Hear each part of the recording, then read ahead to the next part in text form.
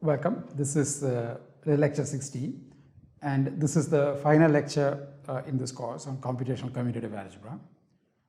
So in this lecture we will look at some applications of Castelnuovo Mumford regularity in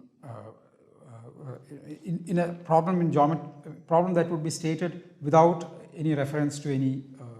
It would just be about some functions and some points.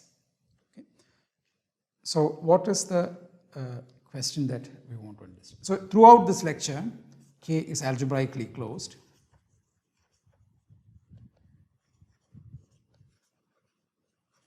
Okay. And we ask the following question. Let x inside Pn over K, so we can think of this as lines in Kn plus 1, okay, but take away the origin, and then we let the units act by scalar multiplication. Okay, so the points in Pn correspond to such lines. Okay, so x in Pn be a finite set.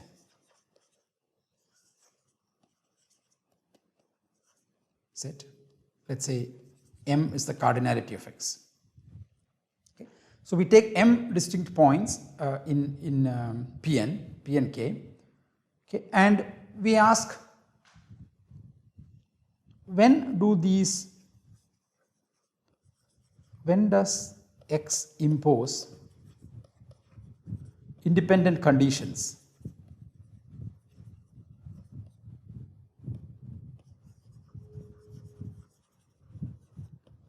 on forms of degree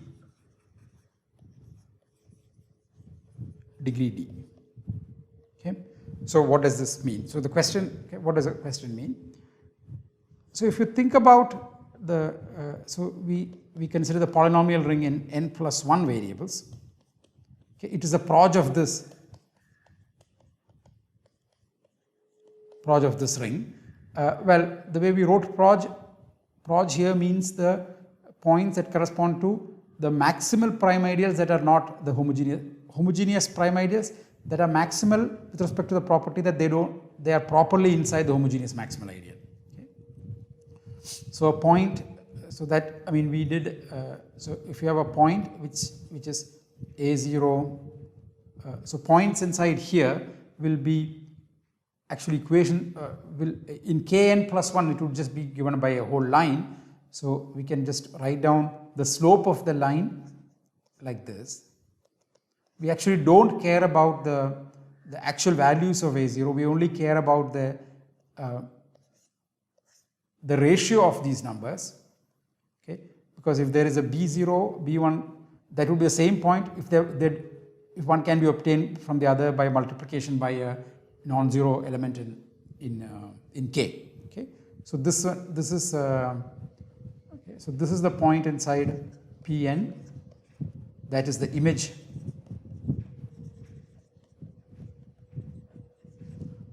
of a0 an under the equivalence relation.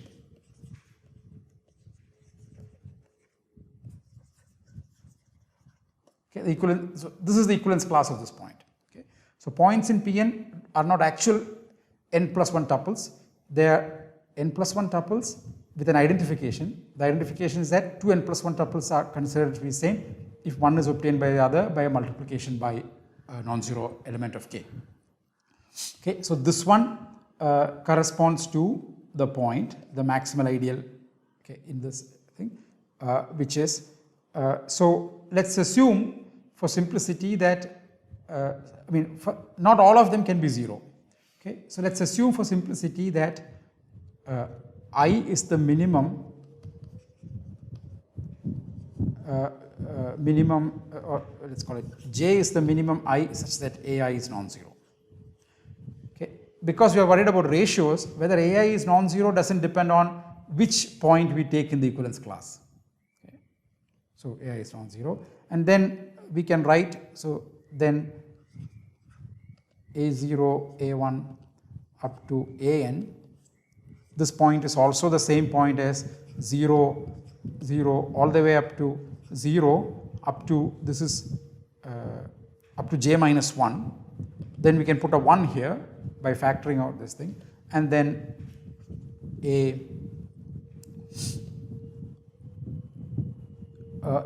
j plus 1 over aj and so on. Okay. So these two are the same points. Okay. Because often we would write a point like this with a 1 somewhere. Okay. So just to clarify that they are the same points. Okay. But if you have a point like this, we can write, so the point a0, a1 up to an corresponds to the prime ideal. Okay. So we'll assume that up to aj minus 1 are zeros, so it will be x0, x1 up to xj minus 1. Okay. And then xj plus 1 minus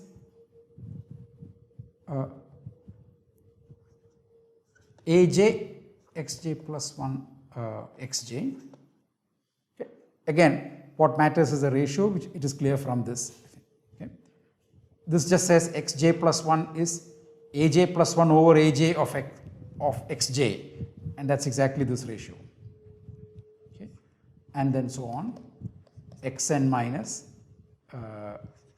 sorry, not xn, an, aj xn minus an xj. So this is there are n terms and n generators in this. So this is a prime ideal of height n, and is therefore a point inside Proj. Okay. So this is the identification. So, okay. So now what does the question say? A point P inside Pn imposes conditions on f. So we only have to worry about homogeneous polynomials, because if you try to evaluate f at p, then p is not a single point. P is a ratio, right? So which means if you instead of taking p, if you take some other point inside kn plus 1 representing this, f should take the same value, and the only way that will happen is if f is homogeneous. Okay, so f is homogeneous of some degree d. So f is homogeneous. So what does so what does this mean?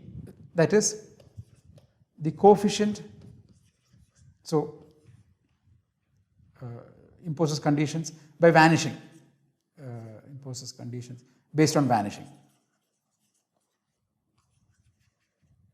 Precisely, more precisely. Okay. We can write f as some sum a indexed by some coefficient ei, where e1 plus e0 to en is d, x1 x0 to the e0 up to xn to the en. So f can be written like this, and now the condition f of p equals 0, the f of p equals 0 imposes conditions on the coefficients.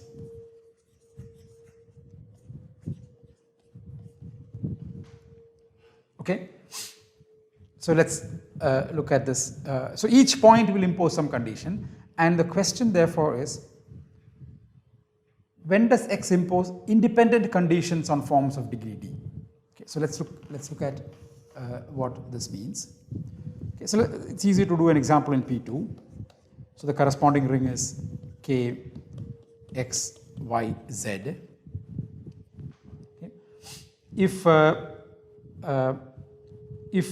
you take the point 0, 0, 1, so this is the point inside K3 corresponding to 0, 0 and a non-zero third coordinate, and all of them will correspond to the same point inside P2. Okay, so this one, okay, so let's say P is this. Okay, if P is 0 if and only if the coefficient of z to the d in F is 0. Okay. So a single point imposes a single condition in every degree. Okay. And similarly, we can do in any for other points also. It would be a little bit more complicated, and we'll see an example along the way. Okay. So so every point imposes one condition. I mean, conditions are well, one shouldn't say they are independent. They are related, but given a degree d, on the forms of degree d, a point will impose one condition. Okay. So for all d and for all p inside p n, it doesn't have to be p imposes one condition on forms of degree d. Form means homogeneous polynomial, forms of degree d. Okay. So now the question is, if you have m points, when do they impose independent conditions? Okay. So if there are m points, when will they impose m conditions? So what is, okay, so example. So example 1. Take 3 collinear points. So x is 3 collinear points. X is a set of 3 collinear points in P2. Okay. So then we may as well assume that, I mean, we can just do some change of coordinates so that it looks like this: 1, 0, 0. Okay. We can do some. Okay. This example is as general as the general case can get. 0, 1, 0 and 1, 1, 0. So now let's look at linear forms.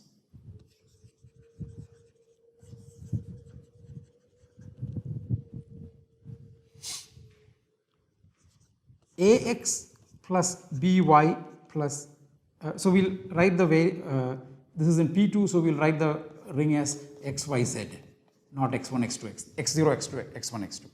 Cz equals 0. So the, okay, those are the variables. This one on this, so this f is this. F has to vanish here, means that a must be 0. That's from here. From here it says b must be 0, and from here it says a plus b must be 0. Okay. But these are not independent conditions.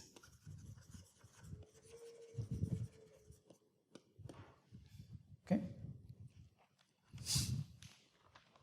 Because it only imposes 3 conditions, it only imposes 2 conditions, okay, not 3 conditions, and the linear forms form a, so this is a 3-dimensional vector space.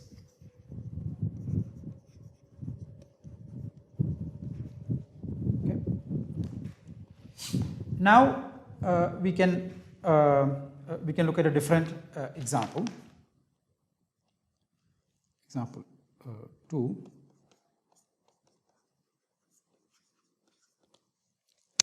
Okay. The points are not collinear, and we could take them to be like this. Again, the example is still in P2.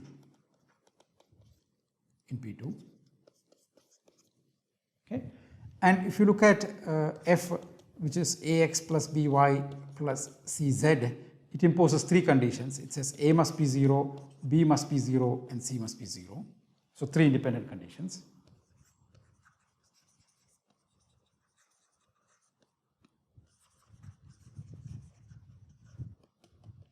So here, recall that in the first example, the points were 1, 0, 0.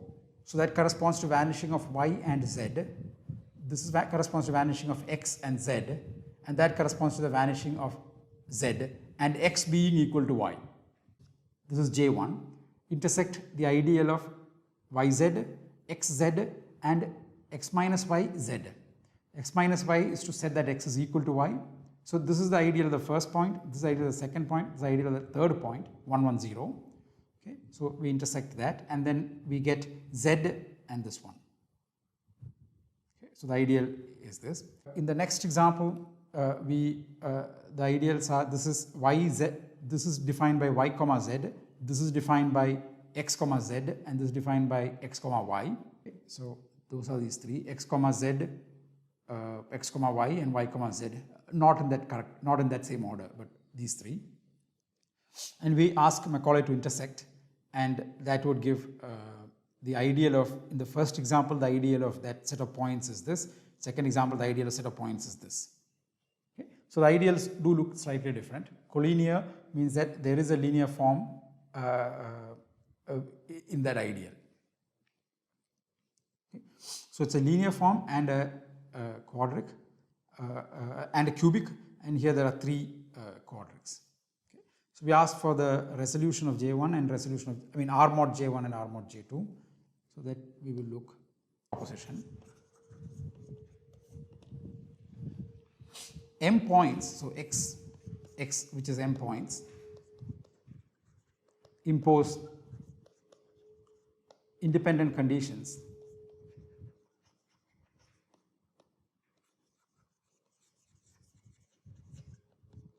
okay, on forms of degree D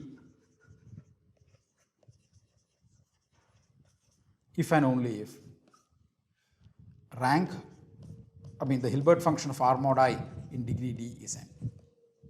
Okay. So why is this? Because at each point it has to vanish. So to belong to, what is I? I is where I is the ideal of x. In other words, it's the intersection of the max of the prime ideals corresponding to I goes from 1 through m, where Pi is the homogeneous prime ideal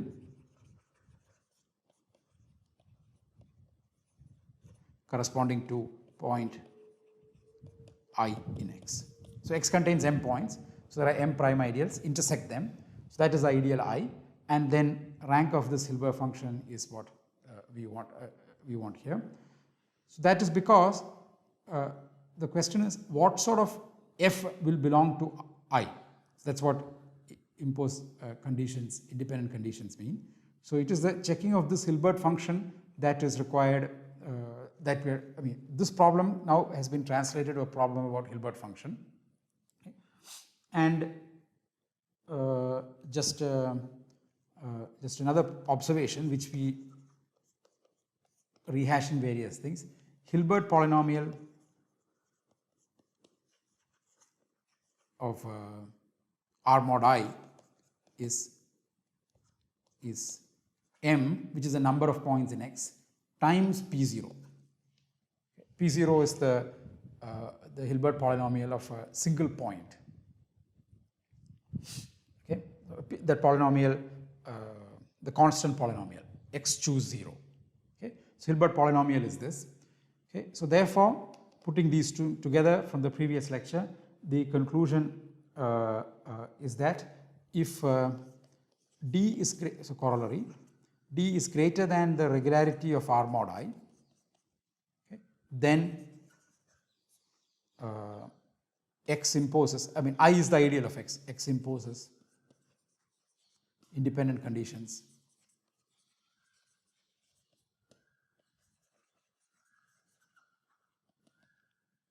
on forms of degree D.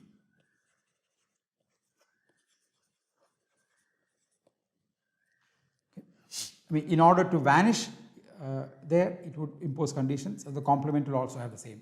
Okay. This is an application to a problem which was a priori not stated in any of these cases. Let's look at this, the example. So we computed these two ideals, the ideals of x. There are two, there's an x1 and an x2.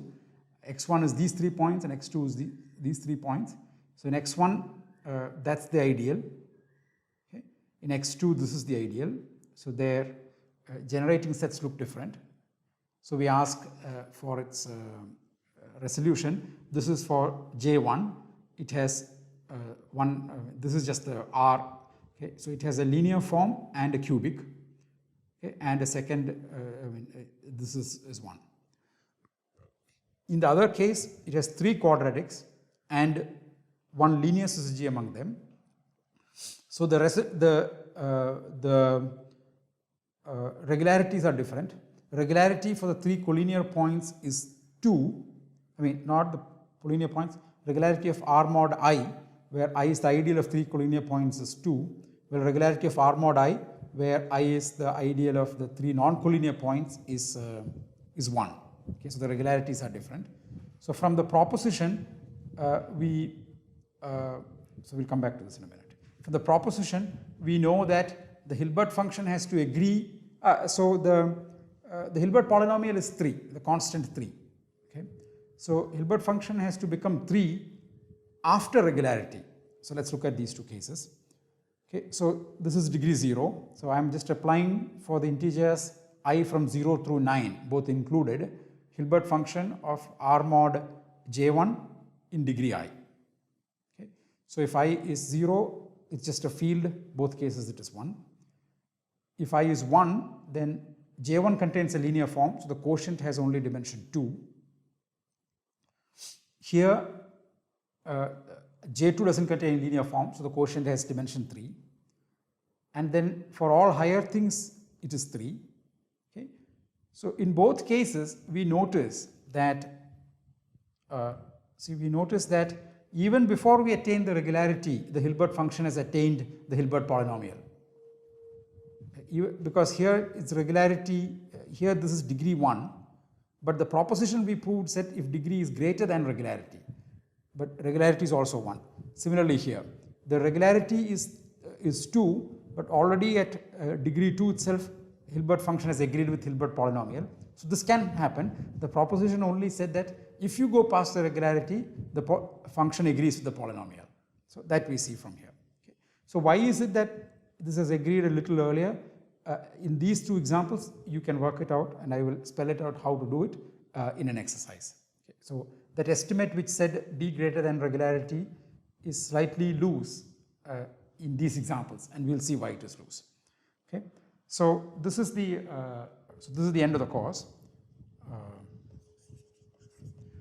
So I hope that you have learned some aspects of computational commutative algebra, and also be able to use Macaulay 2.